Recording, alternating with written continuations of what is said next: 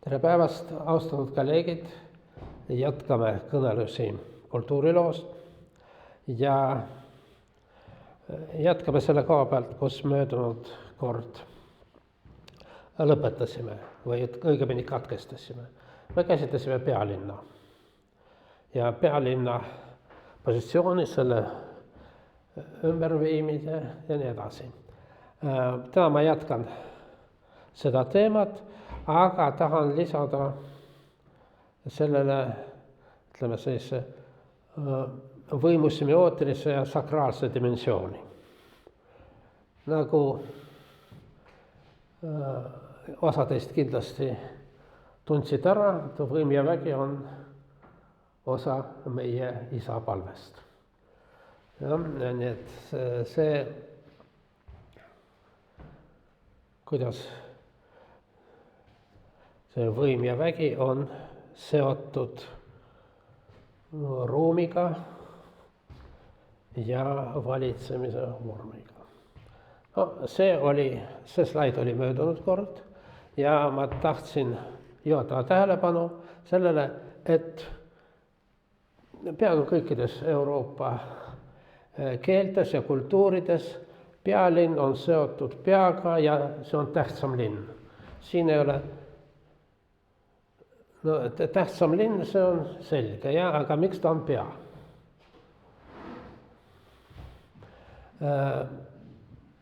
Vene traditsioonis aga pealinna semantika on seotud hoopis millegi muuga. See ei ole pea. See on seal, kus stolitsa on sõna stol, aga stol ei tähenda lauda, vaid tooli. See on, pealinn ei ole pealinn, aga seal, kus istutakse. Pigem nagu tagumikullinn. Ja pealinn on seal, kus on troon. See tähendab, viime trooni üle ja see tähendab, on pealinna üleviimine. Ja need näited olid ka möödunud kord. Pealinna üleviimine on sagedane protsess. No, tihti on see pealinn üldse uus ehitatud linn, nagu Brasiilias. Oli suured linnad Atlandi ookeani ääres, aga siis loodi keset mitte midagi. Uus pealinn ja selle pealinna nimi on Brasiilia. See on selline arhitektuuriline ime ja ökoloogiline katastroof. See koht üldse ei sobi linnaks ja seal on tohutud sellega seotud probleemid. Ja veel me rääkisime sellest, et on oluline pealinna positsioon. Kas ta on piiri lähedal, nagu seal, ütleme, Bahia või San Paulo Brasiilias, või ta on territooriumi keskel.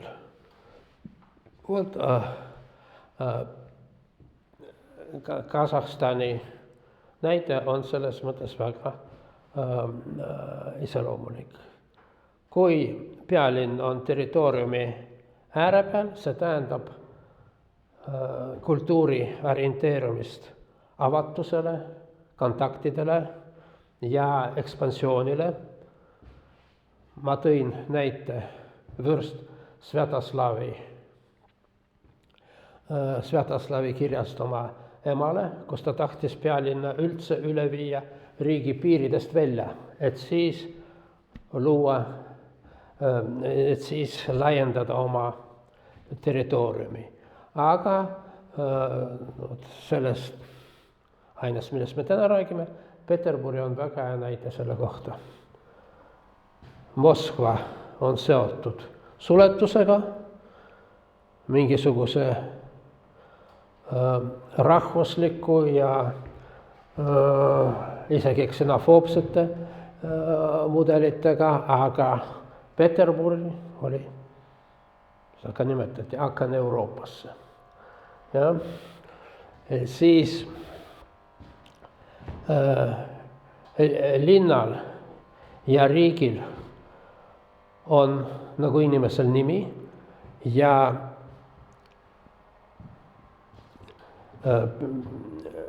peaaegu kohustuslik element linna puhul lisaks nimele on tema vapp ja ka riigil.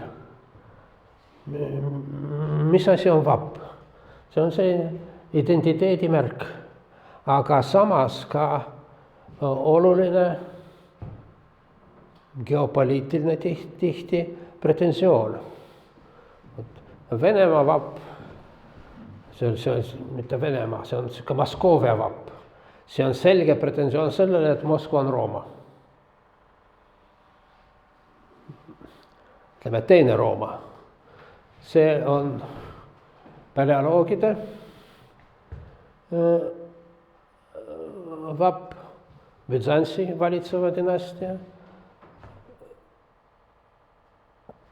ja seda siis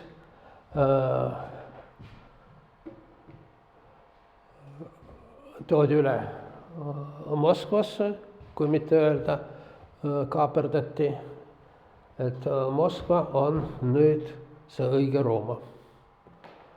Nii, ja see on see, kus me möödunud kord lõpetasime, kus need tegelikult siin, mul oli ka möödunud kord see viga, peab olema Venemaa, 2 sõna pealinna, sest see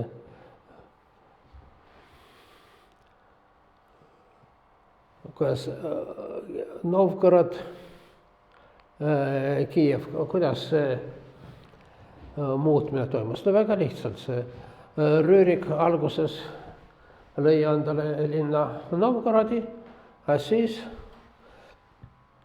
rändas edasi mööda seda vikingute teed, see, mis Vene allikates nimetatakse teekond varjagidest kreeklastesse mööda Dnepri, mööda jõgesid, antud juhul Dnepri jõge ja lõi endale pealinna Kiievis. Siis, mis juhtus, kui mongolid vallutasid Kiievi, siis osa läks Galitsisse ja tähtsam osa, aga ütleme Venemaa historiograafias siis tekkis selline üle 100-aastane paus, pealinna ei olnud, ja siis oli Vladimir. Vladimir oli see Vladimiri vürstiriik, ka seal Rüüriki järglased valitsesid ja seal Vladimiri vürstiriigis oli väikelinnake Moskva, mis kasvas suureks ja eraldus Moskva vürstiriigiks, mis hiljem sai Moskva suurvürstiriigiks. Nii, ja see on see koht, kus me möödunud kord peatasime, millegipärast 1564. aastal tsaar põgenes Moskvast ja üldse kadus ära. Inimesed ärkasid üles, et tsaari ei ole. No tee, mis tahad. Kusjuures see oli tõesti nagu rahvuslik katastroof, inimesed nutsid tänavatele, arvasid, et maailma lõpp. Aga tegelikult miks ta põgenes? Sellepärast, et tema arvas, et maailma lõpp tuleb. Nii, ja siis tekkis nagu 2 pealinna. Venemaa jagunes 2, Zemščina oli see, millest Ivan loobus ja teine oli Aprišnina ja selle pealinnaks oli Aleksandrovi Sloboda, mis tähendab Sloboda küla. Praegu on linn Aleksandrov. Siin on selline ajalooline iroonia või ma ei tea, kas iroonia või selline mudel, et siis, kui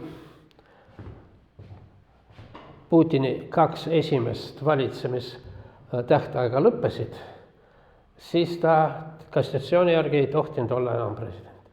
Ja siis ta valis endale presidendi Medvedjevi. Kus seda, see oli valitseva erakonna Jedinaja Rossija kongress, mis toimus linnas Aleksandrov. see tähendab, ja siis seda valitsemist nimetatigi duumviraadiks, mitteametlik, jah. Peaminister Putin, president Medvedjev. No kui oleks asi täiuslik, siis peaminister ehk Putin peaks olema resideeruma Aleksandrovis, aga mitte Moskvas. Aga ikka päris huvitav. Nii. Siis tekkis segaduste aeg, dünastia lõppes, aga dünastia ja pealinn on väga paljudes kultuurides lahutamatult seotud. Näiteks Hiinas, kui mingisugune dünastia lõpeb, siis peab pealinna üle viima. Või vastupidi, kui pealinna üle viidi, siis tähendab, et valitseb uus dünastia. Nii, dünastia lõppes, Rüriki järglasi enam ei olnud. Viimane troonipärija, tsaaripoeg Dmitri sai surma lapsepõlves. No, kuidas ta sai surma? Siiamaani siin spekuleeritakse, kas see oli õnnetusjuhum, mängis, ma ei tea, eesti keeles ei olegi sellist mängu. See on, ühesõnaga, eesti keeles on sarnane mäng, sa viskad noaga vastu maad ja siis jagad territooriumi. Viskas nuga, kukkus noa peale ja sai surma. Ja asi oli selles, et sellel ajal oli de facto valitseja, siin oli nagu kaks võimukeskust, üks oli siis kroonprints või see tsarevitš Dmitri ja teine oli tema eeskostja Boris Godunov. No ja kes oli üsna, ta oli ka Rüriki järglastega seotud, aga mitte nii otse. Igatahes ta ei kuulunud troonipärijate järjekorda üldse. No vot, ja siis teine variant oli see, et Boris saatis mõrtsukaid. Kui te loete Puškini draamat Boris Godunov, siis seal on, Puškin lähtub sellest versioonist. No, nii draama seisukohalt nii on huvitavam. Ja mitte ainult draama seisukohalt. Kui rahvas ei tahtnud leppida, et Dmitri suri. Seal kaks versiooni tekkisid kohe, mis välistavad teineteist, aga vandenõuteooriate puhul see on tavaline. Üks, et teda tapeti ja teiseks, et ta on elus. Et ei tapetud. Taheti tapeda, aga tapeti hoopis mingisugune suvaline nooruk. Ja siis tuligi Dmitri. Teatas, et tema on see Ivan IV poeg. Kuna ta kartis oma elu pärast, siis ta pages Leetu, sealt Poolasse. Kõigepealt võeti seda avantüristi üsna külmalt ja kahtlustavalt vastu, aga siis poolakatel olid ka oma plaanid, siis saadi aru, et päris hea on, et kui meil on siin üks Moskva varukuningas, varu tsaar. Ja ta abielus seal, muidugi mitte kuninga suguvõsast, aga siiski väga kõrge magnaadi tütrega Marina Mnišekiga.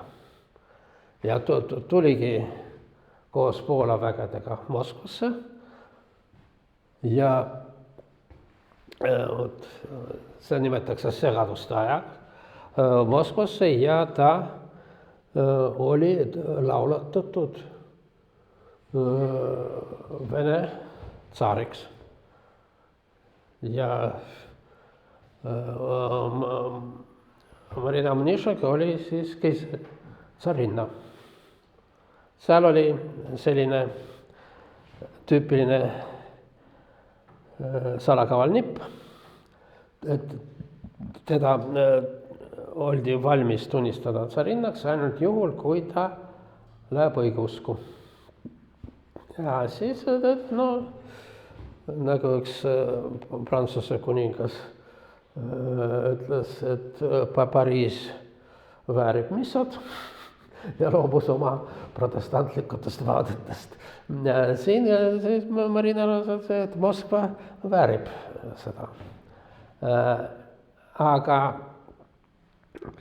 kuidas oli tavaline, et kui õigeusk ja katoliiklus on mõlemad ortodoksed, seal teoloogilisi vahesid on vähe. Ja siis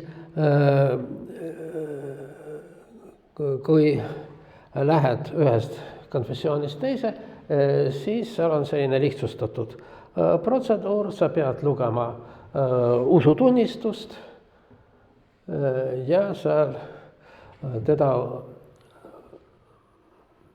kas eesti keeles salviti või võideti selleks tsarinnaks. Aga Moskva need vaimulikud petsid teda, nad ristisid teda ümber seal, mis ei olnud ühegi kaanoniga kokku, sest ristida ei tohi 2 korda, aga nemad suhtusid temasse kui paganasse, mitte kui teise kristlasesse. Nii. No, ühesõnaga ta lühikest aega oli Demetrius ja muuseas mitte Peeter esimene, aga Dmitrius oli esimene, kes nimetas ennast imperaatoriks. Niisiis, Dmitrius imperaator ja aga siis tekkis bajäride hulgas mäss, teda tapeti üsna metsikult ja nii edasi. Marina jäi ellu ja siis tekkis see teine Dmitri. No siis see esimene, seda nimetatakse Vale Dmitrius esimene, teda identifitseeritakse põgenud mungaga Grigori Atrepjeviga, Griška Atrepjev. Nii, aga siis tuli teine, kelle kohta üldse ei teada midagi. Tema rahvust ega mitte midagi, mingi aferist. Seal variandid on, kas ta oli põgenud kasakas või hoopis juut. Igatahes mingi, no miks see juut on, sellepärast, et aferist. Ja ta tuli, rahvas tundis ta ära, nagu, ja veelgi huvitavam, et Marina tundis oma abikaasa ära. Nii, aga tema residents oli Tušinas ja siis teda nimetati Tušinski vor. Vor ei tähenda varas, see on kurjategija. Nii, no vaat, aga miks nimetatakse seda Jaroslavliks, sest et seal olid siis Poola vastane bajäride valitsus. Nii, segaduste aeg lõppes sellega, et trooniti patriarhi poega Romanovit. Ja see oli esimene Romanov, esimene, kes ei olnud Rüürikiverd. Nii.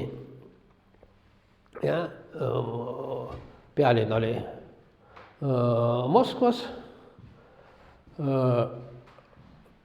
kuni Peeter esimeseni.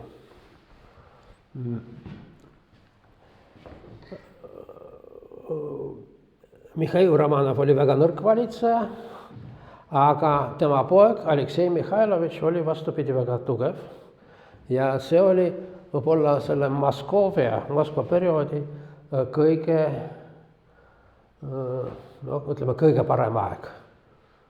Tema hüüdnimi, kui Ivani hüüdnimi oli Groznõi, siis tema hüüdnimi oli Tišaišõi, vaikseim.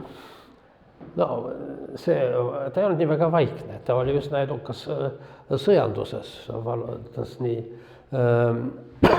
jätkas Ivani vallutamisi idas ja lõunas, oli üsna karm valitseja, tema ajal tekkis kirikulõhe, Raskov,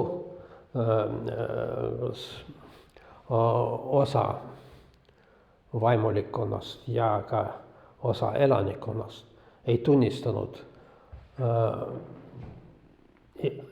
Aleksei Mihhailovitši ja patriarh Nikoni reforme ja nad nimetati siis vanausulisteks. Nii, ja see kõige vaiksem valitseja oli üsna karm, neid suur osa neid vanausklikke tapeti. Seal Salavetski klooster oli vanausuliste selline kants, seda vallutas tormi jooksul, kaasati suurtükki, ühelt poolt samugad ja teiselt poolt kasakud, suurtükid ja väga jõhkrad, aga osasid põletati. Siis on räägitud, et Venemaal siuke uhkus, et meil ei olnud inkvisitsiooni. Inkvisitsiooni ei olnud, aga inimesi põletati. Aga seal on veel huvitav asi, et osa vanausklikud ise põletasid ennast. Sest et selge, mis asi see Aleksei Mihhailovitš ja Nikon on. Antikristus. Ja? Meil oli hea kristlikus. Ja? No mis tähendab seal? Parandati raamatuid, parandati palveid, parandati ikoone, parandati ristimärki. Et mitte nii. Olete Surikovi maali Bajarin ja Morozova näinud. Ta on siuke vanaus, siuke üks liidreid. Ta istub saanidel ja näitab nii. Aga mitte nii. Mis vahe? Vahe on tohutu. See. Nii tähendab Jeesuse kaks loomust. Inimlik ja jumalik. Aga nii, see tähendab kolmainsust, aga need kaks tähendavad selle Jeesuse kaks loomust. Selle peale siis vastasid, ma arvasin, et see oli vanausklikud algusest peale, aga professor Boris Uspenski ütles, et ei, vanausklikud ka võtsid mingisugust innovatsiooni nendest uueusklikutest, aga pöörasid tagurpidi. Ütles, et ei, nii, see on siis kaks loomust, aga see on siin kolmainsus. Enne seda ei olnud. Nii, ja vot sellepärast inimesed läksid surma. Nii, no muidugi seal, kuidas Jeesust kirjutada ühe i-ga või kahe, kas Isus või Iisus. No, mis tähendab Iisus? See, nagu ütles üks vanausklikute liider, ülempreester Avakum, see Iisus on ladinlaste heresia, see on Jeesus. See on kaks I, J, E, Iisus, aga peab olema Isus, nagu kreeklastel. Ja üldse täiesti vähe sellest, et see on heresia, see on kõik rõvedus.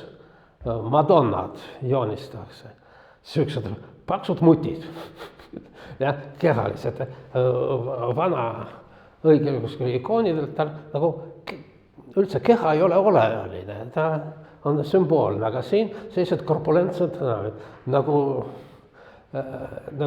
Jeesust juba sünnitas, aga jälle rase. Ja, püha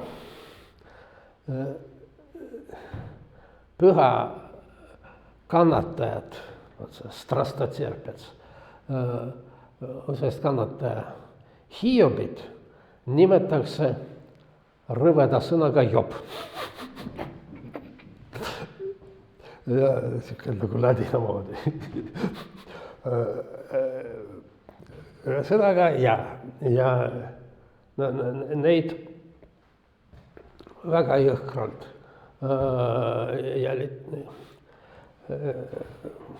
kiusati taga.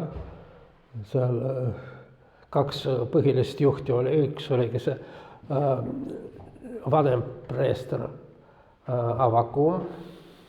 Tema kirjutas siuke nagu, see on tüüpiline asi traditsionalistide puhul. Nad on väga radikaalsed modernistid enamasti. Tema kirjutas iseenda pühaku elulugu. Житие протопопа Авакума им самим написанное. Pühaku ülempreestri Avakuma geograafia tema enda poolt kirjutanud. Ja? No mis sa teed? Varsti mind tapetakse ära ja keegi ei teagi. Vot siis teine oli, liider oli Epifani ülitark, Epifani Primudri. Ta liiga palju lobises oma jutlustest, talle lõigati keel ära. Aga Jumala ema andis talle teise keele.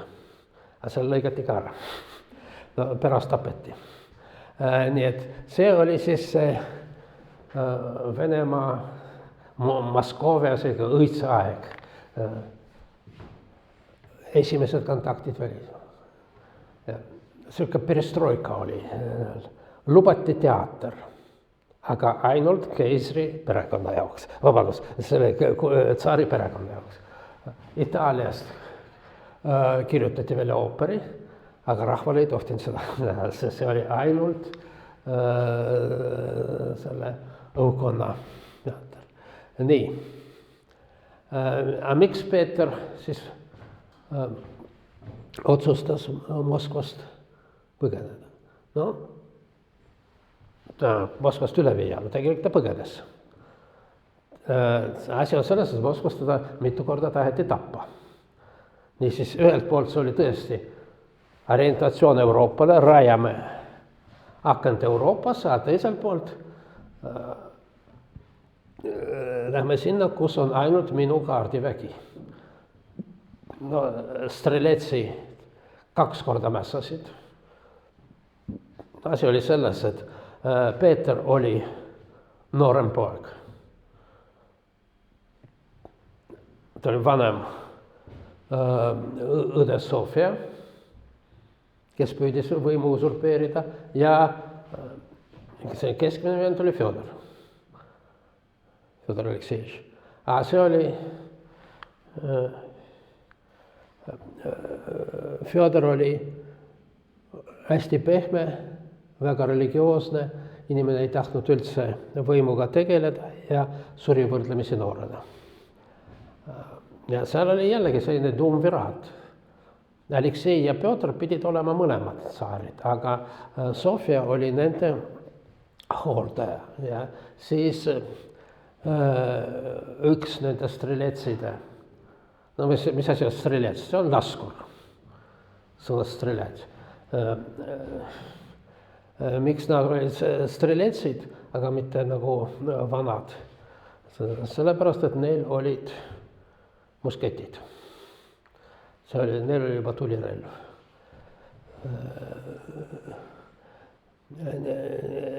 Niisiis, need vähemalt üks kord see streletside mäss Peetri vastu oli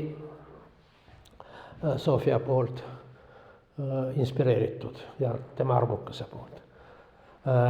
Nii, ja Peetri veel mitte esimese, Peeter Aleksejevitši lapsepõlvetrauma oli see, kuidas ta öösärgis pidi ratsutama sealt Moskvast välja. Nii et teatud mõttes see pealinna üleviimine oli ka põgenemine. Peterburg loodi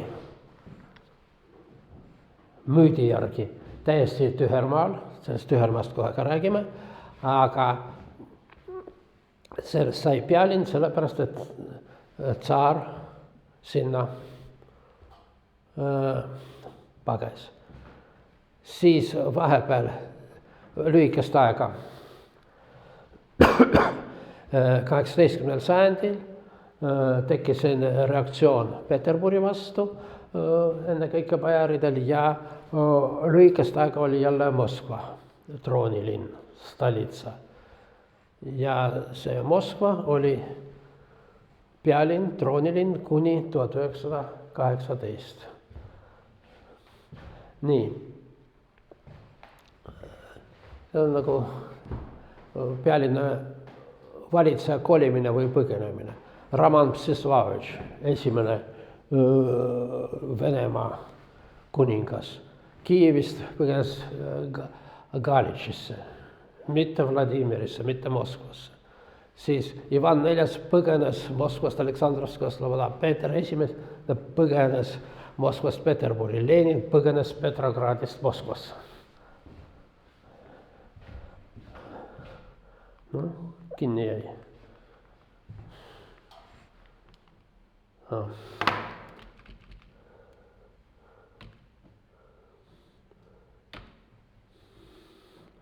Nii. Pealinn ei ole lihtsalt üks tähtis linn. Sellel on teatud kosmoloogiline tähendus tihti. Mitmes kultuuris pealinn on maailma telg või maailma naba. No, et maailma telg ja maailma naba on üks ja sama, sellest me rääkisime, kui me rääkisime ilmapuust. Nii, vot seal Mesopotaamias on väga selgelt näha uus dünastia, uus pealinn.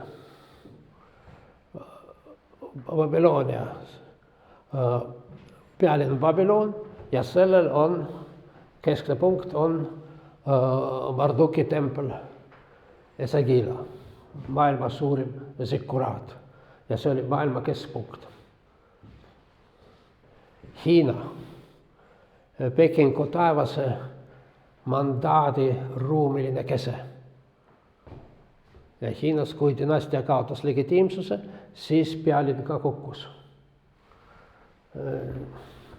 Vahepeal näitan, kui saab, see on väga aeglaselt tahab. See on, Peking on ruudukujuline. Üldse see, Hiina on ise maailma keskpunkt.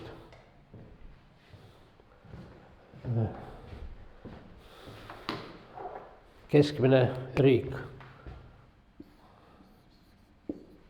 Umbes nii. Kalligraafias ma ei saaks praegu head enne. Hiinas on väga oluline. Nii. See tähendab keskmine, see tähendab pealmine ja see tähendab Hiina. See hieroglüüf. Nii. Hiina on üldse maailma keskpunkt ja tal teine nimetus on taevaalune. Hiina riik ja eriti Peking on taevase riigi ja mitte taevase riigi, taeva mudel, maapealne. See on siis ruudukujuline ideaalne vorm Pekingil ja siin keskel on salajane linn, kus on keisripalee. Ma olen seal käinud. See on üsna muljelt avaldav. Sa lähed sisse, näed, et seal üks palee, lähed sellest läbi, seal on teine palee, lähed sellest läbi kolmas palee, siin elavad seal teenijad ei ela seal, teenijad elavad siin küljede peal, aga ütleme seal. No keisril on kuni mitusada liignaist, siis tähendab liignaist, ja siis on armukesed, siis on naised, siis on ema tavaliselt. Ja neil on kõikidel omad paleed ja sa pead hästi mitu paleed läbi minema, kuni satud selle keisripaleesse. See pilt on väga halb, ma palusin tehisintellektil joonistada kaarti, et ta pakkus sellist asja. Ja see on õigesti tähendab, et see on ruudukujuline ja orienteeritud ilma kaarete järgi. Te mäletate, kui me rääkisime arhailises või primitiivses kultuuri asulatest, siis nemad ka olid, neil oli ka kosmoloogiline tihti plaan.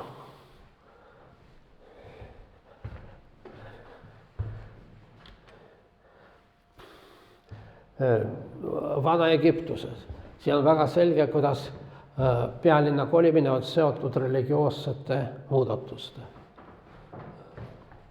Memphises teemas siis loodi Niiluse palju kõrgemal või ütleme lõunapoolsem pealinn Amarna, mis oli seotud monoteistliku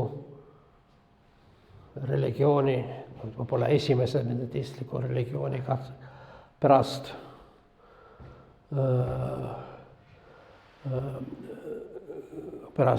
Faarao surma pealinn kolis tagasi Teebasse.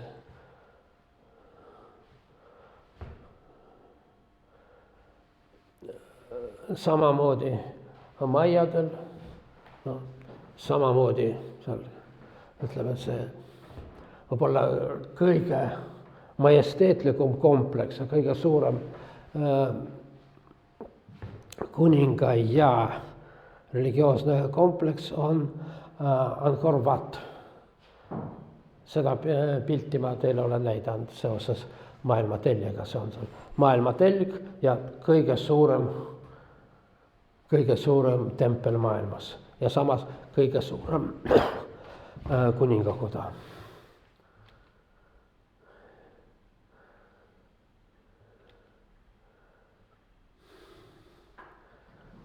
Nii. Nüüd see on siis Lenini põgenemine Petrogradist Moskvasse. Seda slaidi ma juba näitasin, see on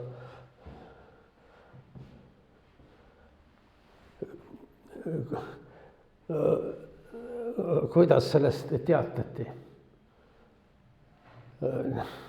kõikidele.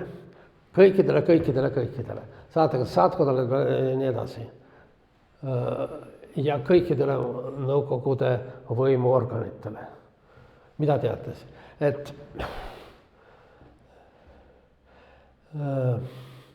Et see kõik Nõukogude Nõukogude vabariigi võimuorganid saabusid Moskvasse. Ja aadress on Moskva, Kreml. Nii, kõikidele, kõik. See kirjutas alla mitte seal Lenin, mitte seal revolutsiooni juhid, aga üks komissarides, kes on, ütleme, majavalitseja, Vladimir Bonš-Brujevitš. Ta oli märkimisväärne revolutsionäär ja ta oli märkimisväärne selle poolest, et ta oli vist ainuke nendest vanast bolševikudest, keda Stalin ei tapnud.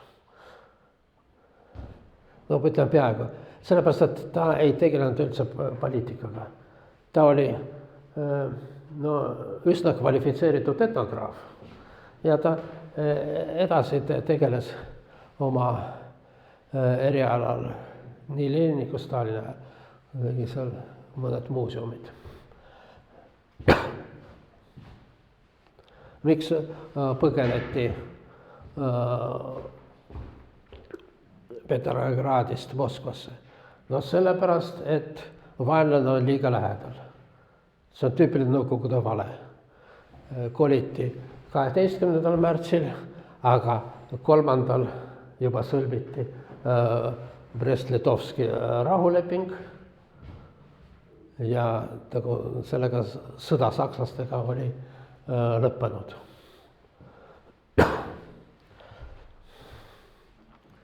Nii, mis oli see põhjus?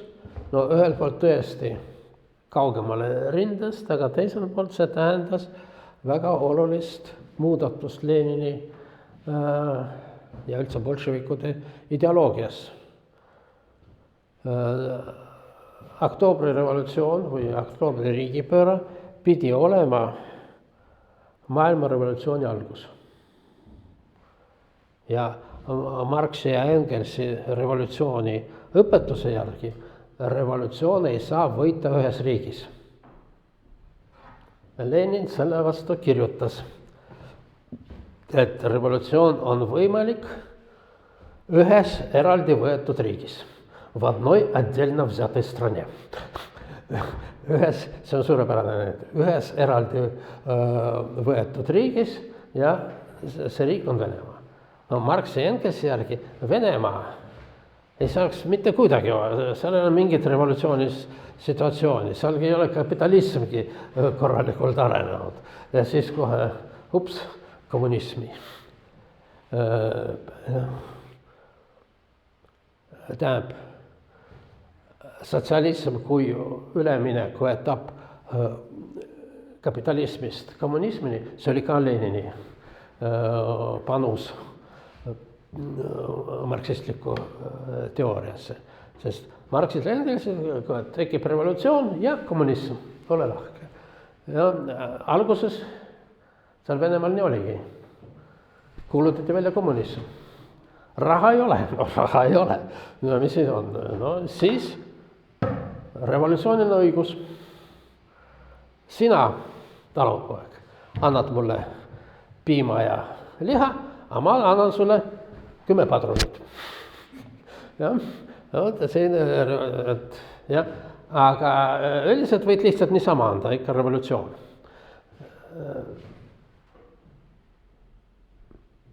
See ei olnud vargus.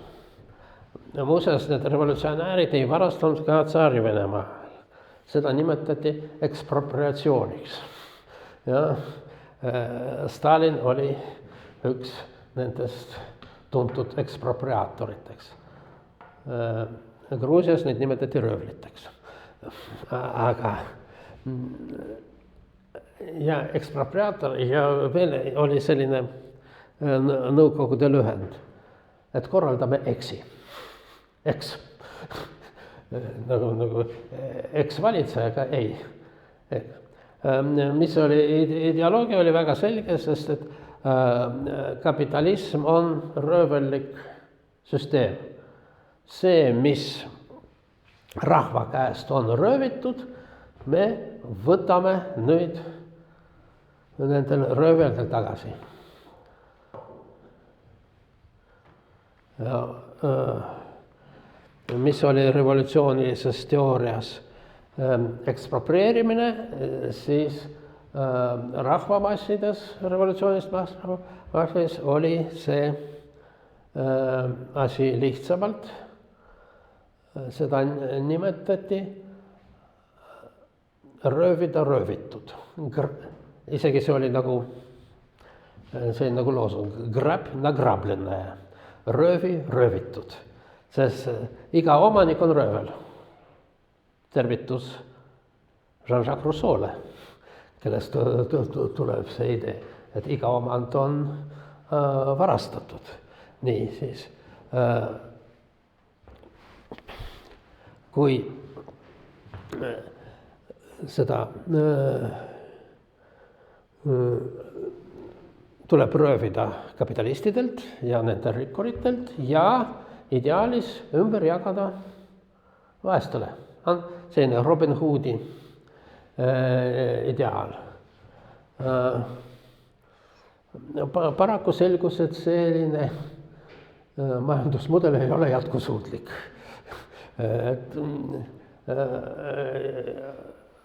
Olid rikkad, olid vaesed ja nüüd võtame rikkalt ära ja jagame vaestele ja mis on tulemus, et vaesed on vaesemad. Ja see on selline mudel, on ennast õigustanud väga mitmes kohas üle maailma. Võib-olla kõige parem näide on Kambodža. Nii, no vot, aga siis nagu 2 ideed tekkis Leninil. et esiteks, seal on veel, kui on revolutsioon, siis ei ole riigi. Iga riik on, nagu muuseas John Hobbes'il juba, et riik on repressiivne institutsioon. Lõpetame riigi, kommunismis ei ole raha, ei ole ekspluateerimast, ei ole repressiivset aparaadi, ei ole riiki. Nii. Mäletame Hobbesi teoorias, mille jaoks riiki on vaja, ainult turvalisuse jaoks. Riik kaitseb mind kurjategijatest riigi seest ja vaenlaste eest riigi vastu.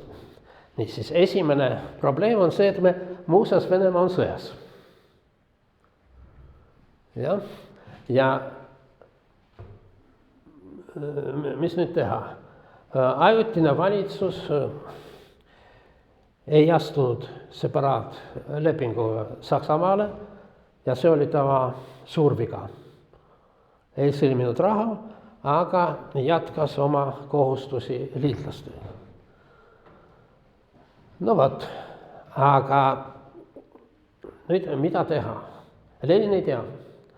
Saatis läbirääkimiste sakslastega Trotskit, et sõlmida rahu. A Trotski, õige marksism, ütles, et mingit rahu ei saa sõlmida ja sõda ka ei saa pidada. Ja tema loosung oli, ei sõda ega rahu. Aga mis me teeme? Midagi ei tee. Muuseas seal Saksamaa nagu tungib peale, seal valutas suur osa Ukrainas ja nii edasi, aga läänerindel ta on katastroof. Ja see keisririik on kohe kokku kukkumas. Nii et võib-olla see Trotski strateegia oleks isegi end õigustatud. Trotski muuseas oli Punaarmee rajaja. Punaarmeega ta võitles kontrrevolutsiooniga, valgetega, aga kui kommunistliku doktriini järgi sõda ei saa pidada. Lenin tekkis teine teooria, et olemas 2 tüüpi sõdu. Lenin on hästi õppis gümnaasiumis ja ma arvan, et ta võttis Cicerolt või Kikeralt. Et õiglane sõda ja mitte õiglane sõda. Ja mis asi on õiglane sõda? See on sõda, mida peame meie, aga ebaõiglane sõda on sõda, mida peavad nemad. Ja Lenin öeldi, et revolutsiooniline sõda, see on õiglane, sest me kaitseme revolutsiooni. Aga need imperialistlikud võimud, see on selline mitte õiglane sõda. Nii, see oli täiesti teine idee võrreldes Trotskiga. Ja siis, mis see tähendab, kui me peame sõda, siis meil peab olema mingi riiklus. Niisiis, revideerime Marxi. Muuseas, revisionism oli suur sõimusõda. Revideerime Marxi. Esiteks, revolutsioon võib võita ühes eraldi riigis ja see riik on riik. Aga kui riik on riik, siis tal peab olema ka mingi majandus. Ja siis, esimene nõukogude võimu etapp, seda nimetatigi военный kommunism, sõjaline kommunism. Aga siis Lenin tuli sellise idee, et otse kommunismi ei saa hüpata, et teeme revolutsiooni ja hopsti. Aga see vahepealne etapp on sotsialism. Ja see pidi olema väga lühikest aega. Paar aastat. Ja siis nagu valmistame ette kommunismi. Nii. Ja siis veel selline oluline asi, et maailma revolutsiooni hetkel ei tule. Selle asemel me moodustame uut internatsionaali, kommunističeski internatsionaal, Komintern. Ja selle Kominternil on 2 eesmärki. Esiteks, maailma töölisklass peab toetama esimest töölisriiki. Ja teiseks, see oli nagu selline ametlik versioon, aga teiseks, see oli selline õõnestusorganisatsioon kõikides teistes riikides. ka Eesti nii-öelda revolutsioon 1924, sihuke üsna ädine mäss, oli korraldatud lõppkokkuvõttes Kominterni poolt. Aga Eesti on erand, nad püüdsid igal pool. Niisiis,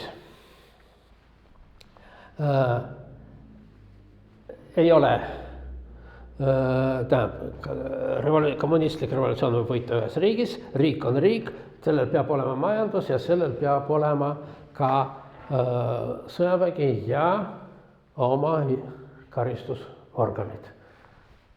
ČK, Чрезвычайная комиссия, erakorraline komisjon. No see mis tähendab erakorraline? See tähendab väga ajutine, nagu see sotsialism, väga ajutine nähtus. Ajutiselt me teeme sellist agent, mis võitleb revolutsiooni vastastega.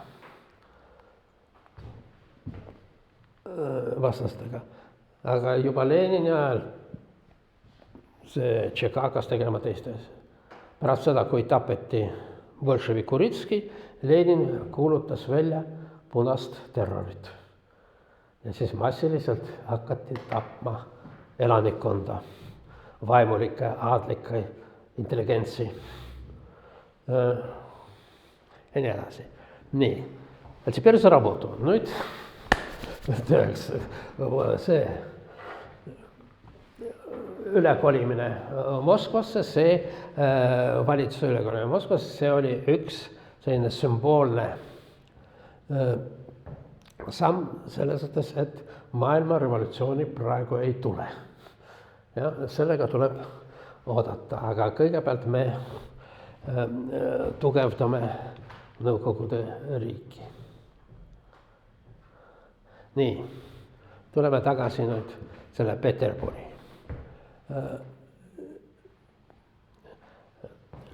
Kui Peeter rajas uut pealinna Neeva kaldale, oli tal eeskujuks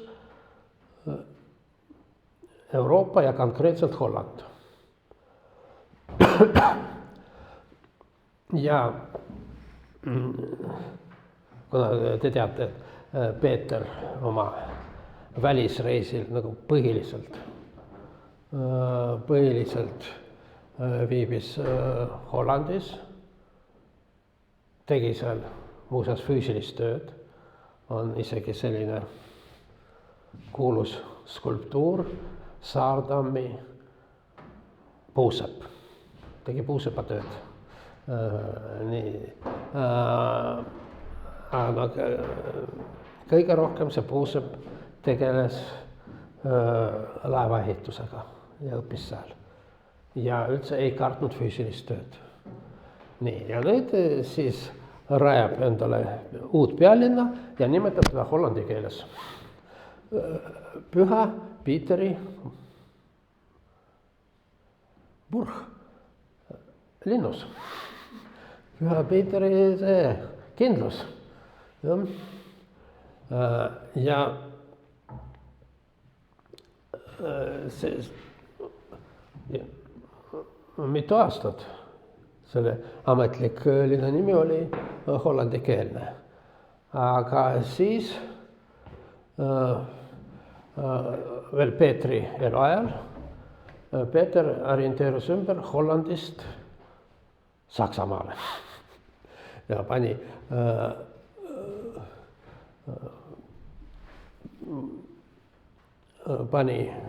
pealinna nimeks Sankt Peterburg.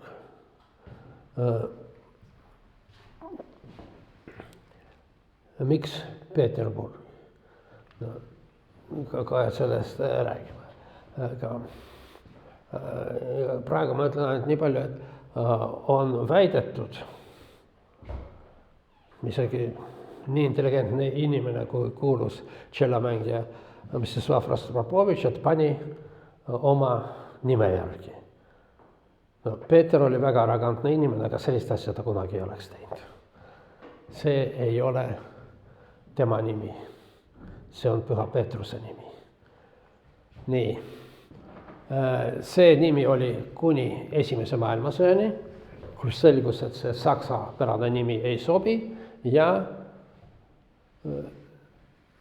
muutusid siis venepäraseks Petrogradiks. Ja see kestis kuni mõni päev pärast maailma revolutsiooni juhi Vladimir Iljitš Uljanov Lenini surma otsustati, muuseas ma ei tea, kes otsustas, et selle revolutsiooni hälli tuleb nimetada Leningradiks. Muide päris hea küsimus, kes otsustas? Kes oli 1924? No see pidi olema mingi kollektiivne otsus. Stalin siis ei olnud keegi veel. No peaaegu keegi.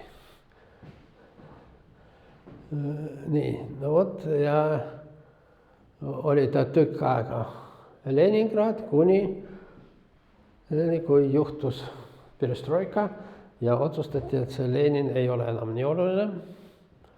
Ja tema on tagasi Sankt-Peterburg. Just nimelt see Rostropovitš ütles, et see linn peab kandma oma isa nime ja ta isa oli Peeter Esimene. Ja, nii, aga Peterburil olid mitu mitteametlikku nime. Me rääkisime kord, et nimed ja linnakohad migreeruvad, jah. Et linnade nimed tihtipeale on teiste linnade nimed. Nagu see linnakoht on varasema linnakoht. Ja no, muuseas Moskva, kui ta oli 3. Rooma, siis ta oli samas ka Uus-Jeruusalemm. See oli Vassili III ja Ivan IV projekt. Sellest Uuest Jeruusalemmast on jäänud klooster, siiamaani töötav Novo-Jerusalimski monastir. Aga miks Moskva on 3. Rooma, sellest me rääkisime, miks ta on Jeruusalemm, sellepärast, et see on maailma naba. Kui juhtute Jeruusalemmas käima Jeesuse, Kristuse haua templis, siis seal on mitu kirikut sees, siis õigeusu kiriku, kui aasta siis parema seina juures, on märgitud koht, kus on maailma keskpunkt. Ja? No muuseas Dantel ka oli Jeruusalemm maailma keskpunkt. See ei olnud ainult Vene tsaaride. Sellepärast, et Moskva pidi olema. Nii, mitteametlikud Peterburi nimed. Ja, esimene oli Uus Amsterdam. Praegugi Peterburis on üks linnaosa Nova Gavansia, Uus-Hollandi. Ja, no, siis Põhjamaine Veneetsia. Kui Peeter rajas neid kanaleid ja nii edasi, talle mudeliks oli Amsterdam. Aga siis leiti, et Veneetsia on veel tegema. Kõige huvitavam on siin Põhjamaa Palmyra. Seda kasutatakse ka siiamaani. Mis asi Palmyra? See oli väga jõukas ja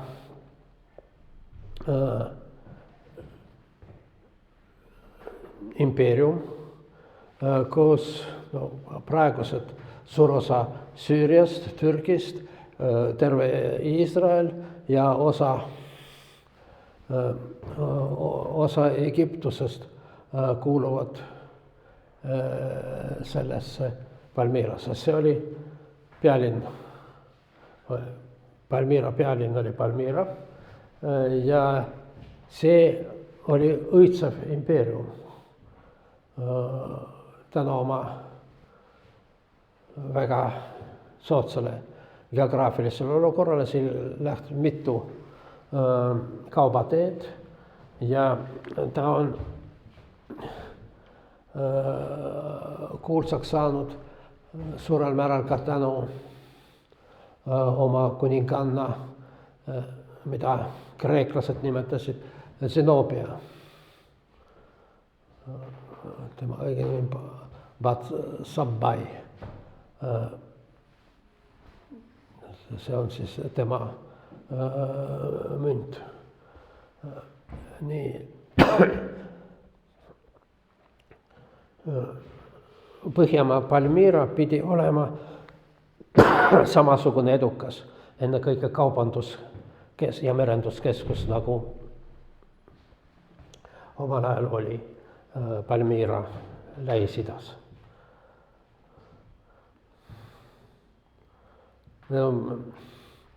Palmyra Süüria sõja ajal Vene väed vabastasid Palmyrat ISISest ja siin korraldati kontsert, dirigeeris Putini lemmik dirigent Georgiev, kes on praegu eksmatrikuleeritud või välja jäetud kõikidest Lääne-Euroopa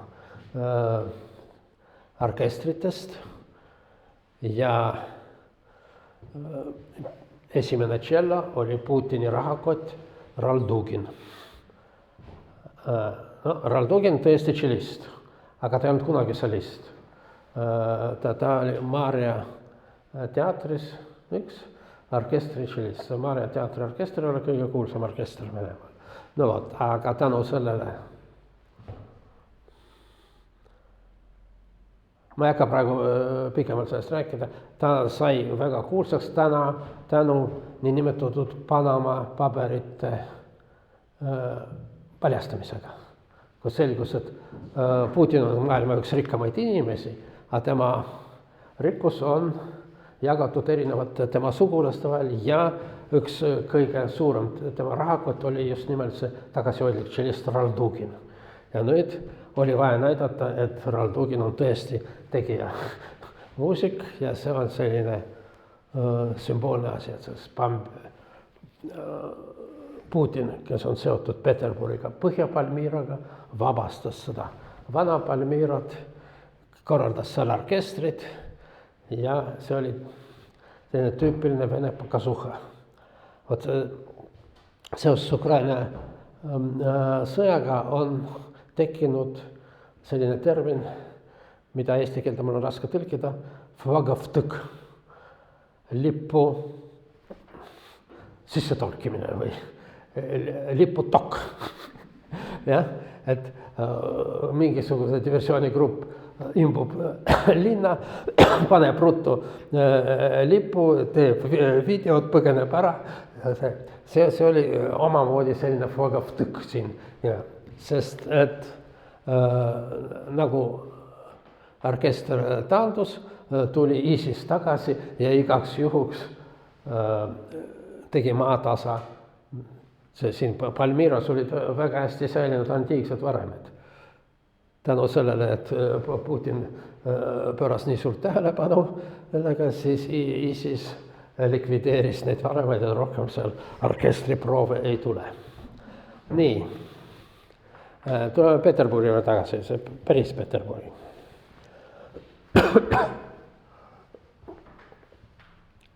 Müüt.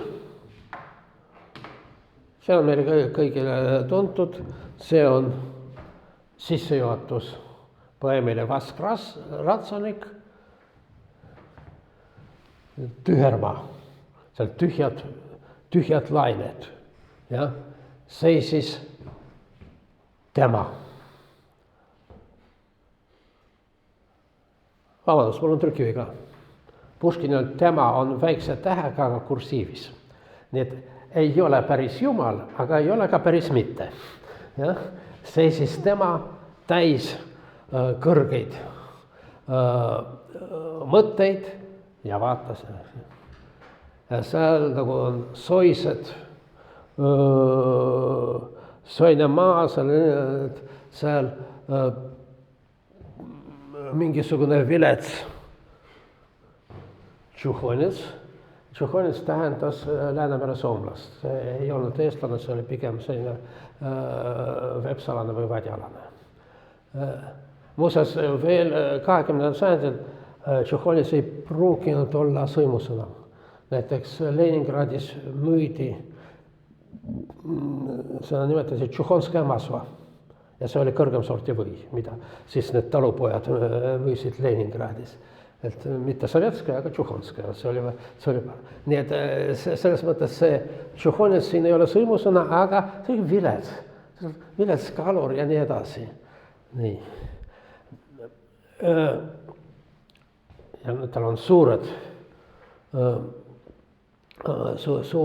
mõtted, et siia me rajame linna sellele ülbele naabrile kiusteks ja siin looduse poolt on meile määratud Euroopasse rajuda akent.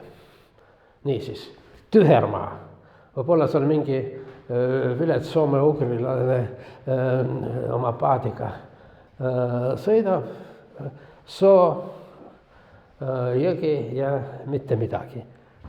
Ja mida siis teeb Peeter? Ta on nagu demiurg.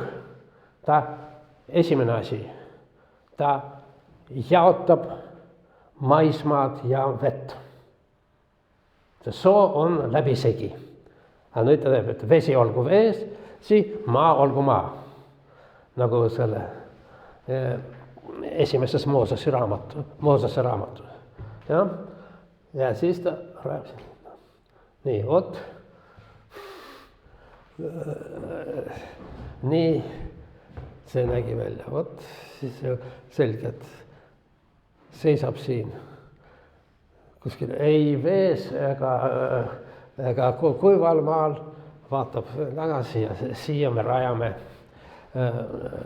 linna.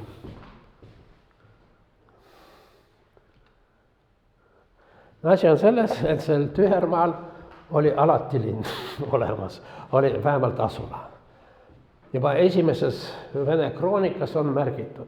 No, saad aru, see on see Neeva, kus Neeva suundub Balti merre, see on see teekond varjagidest kreeklastesse algus. Ja seal oli alati mingi sadam ja mingi asula. Ja kui tekkis mingi riiklus siin, siis see oli esimene tollipunkt. Ja seda Vene kroonikat nimetasid Nevski kantse või lihtsalt kantse. Mida tähendab kantse, me ei tea. Võib-olla need on lõpud, aga siis ta oleks kantse. Aga Nevski kantse, ütleme, mingid nevakantsid.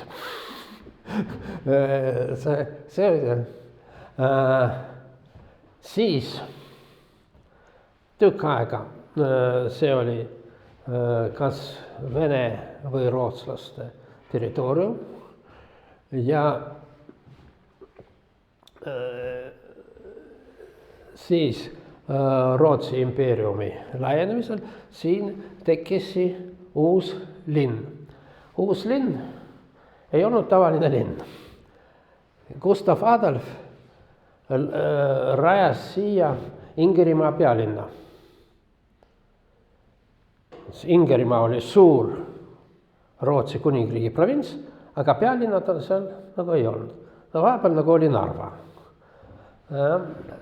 Aga siis ta lõi sinna uue linna, mille andis nimeks uus linn. Või lihtsalt uus nüüd. Nüüd on uus linn. Muuseas, seal ka Soomes on vähemalt minu meelest 2 tükki uusi kaupungi. See on täpselt see šanss. Nii.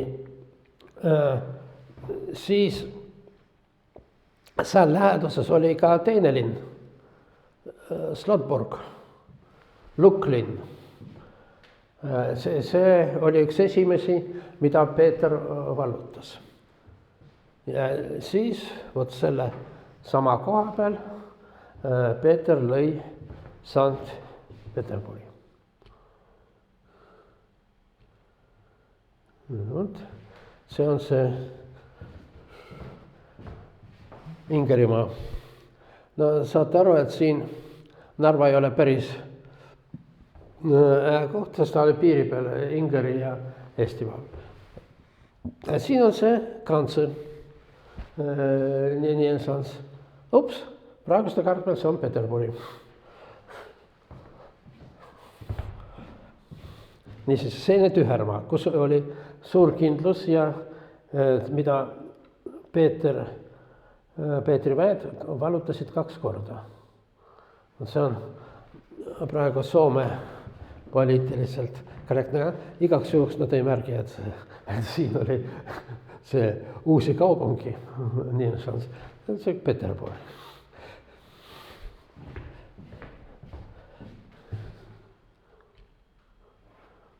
Nii. No üldiselt uusi linnu oli Rootsi kuningriigis mitu ja seal selles Njönis oli ka kindlus Landskrona, see on siin selle rekonstruktsioon, aga Landskrona on ka Rootsis lõunas, nii et sama nimega. Kusjuures, no see Landskrona on selge, et ta ongi, seda kindlustuse süsteemi nimetati krooniks. See on ka bastioonide süsteem. Nii, see on siin Peterburi ja nii kui vallutati, siis purustati täielikult, aga näiteks Peeter Pauluse kindlust ehitati Njöni kividest. Niisiis, Peeter esimene seisis seal igasuguseid kõrgeid mõtteid täis, aga tegelikult need mõtted olid juba tema isal Aleksei Mihhailovitšil, kes kirjutas oma, no sisuliselt oli välisminister, tegelikult see oli Bajarin Ardõnna-Šõkin või Nardõnna-Šõkin, seal kirjutatakse nii, kes oli, ministeeriumit ei ole, olid prikaasid, valitsused ja see oli saadikute valitsuste pealik. Nii, ja mida Aleksei Mihhailovitš väga ja vaikselt kirjutas, et ükskõik kuidas nõua rootslaselt see Nevski kantsel tagasi ja sinna rajame linna. Kui nad ei anna, siis proovi osta. Kui nad ei taha müüa, siis valluta. Ja vot see Peetri suured plaanid olid täpselt oma isa plaanid ja nii, aga ta ei hakanud ostma, ta kohe vallutas. Vallutas ja lõi seda pealinna sinna ja siin on see uus mudel. Nagu me rääkisime, et linn alati tekib teise linna peal ja siin ka. Aga Peetri jaoks oli oluline, et seda mälestust vanast linnast likvideerida. Ta purustas seda linna, tegi seal tühermaad ja siis selle tühermaal ta ehitas uut linna täiesti tühjal kohal. Nii, täiesti tühjal kohal. Täiesti uus mudel, ei ole mingisugust seal Moskvat, mis on 3. Rooma. Peterburg, aga mis asi on Peterburg? See on lihtsalt Rooma. See on Püha Peetruse linn. Ja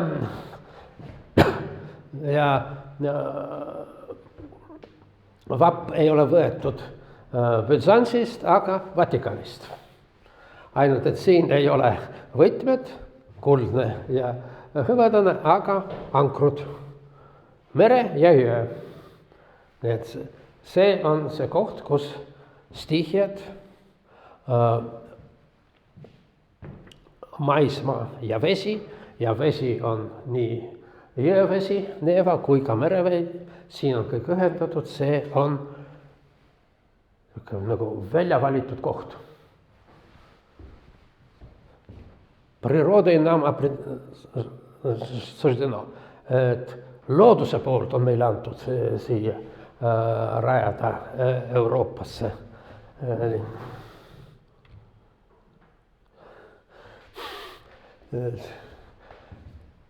See oli esimene variant veel, kui ei olnud, kui mul pildid tulid teksti peale, juhtub.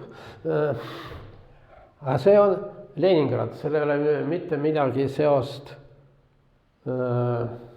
tsaarivõimuga ega Vatikaaniga, aga midagi ikka jäi.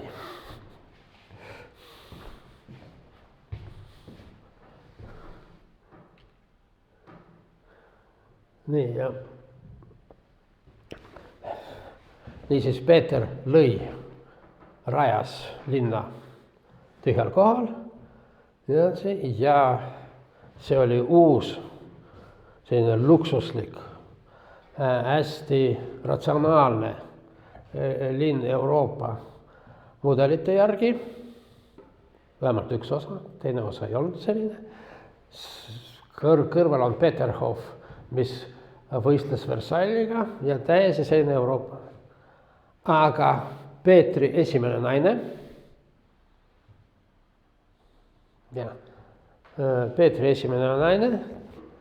Jevdokija, kui Peeter tüdines temast ära, siis ei hakanud teda tapma, aga saatis kloostrisse. Aga Jevdokijale ta näos seda kohe ära. Saagu see koht tühi, mestus ему быть pustu. Nii et Peetri müüt, et tühermaast teeb linna, aga see ütles, et vastupidi, linnast saab tühermaa. Nii, et siin on see Puškini Vaskratsanik. Vesi, mida Peeter eraldas maast, tuli tagasi. Peterburis on regulaarsed uputused. Loodus maksab ja niisiis on ühelt poolt stihia ja suur inimene, teiselt poolt stihia ja väike inimene. Peategelane Jevgeni,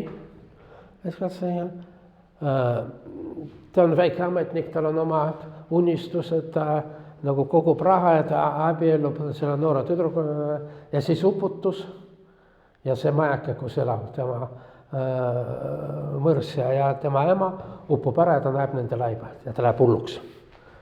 Ja mis ta teeb? Ta teeb nagu Jevdokija, ta näeb ära, aga mitte Peetrit, aga tema monumenti, kultuuri. Näitab talle rusikat. Küll ma sulle, užotsime. Ja siis see ratsanik tuleb eest ja ajab teda tagasi. Tema hullumeelsesse. Nii.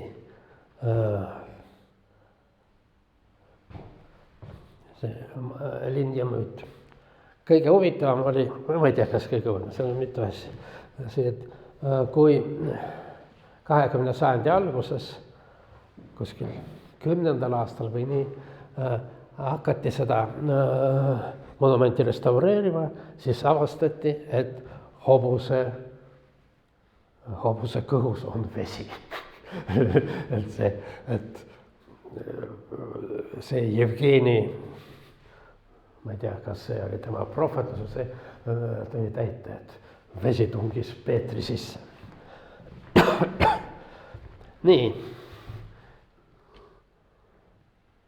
Teate, tahtsin täna kõik valitsejate kohta rääkida, aga valitsejad jätame siis järgmiseks korraks. Aitäh!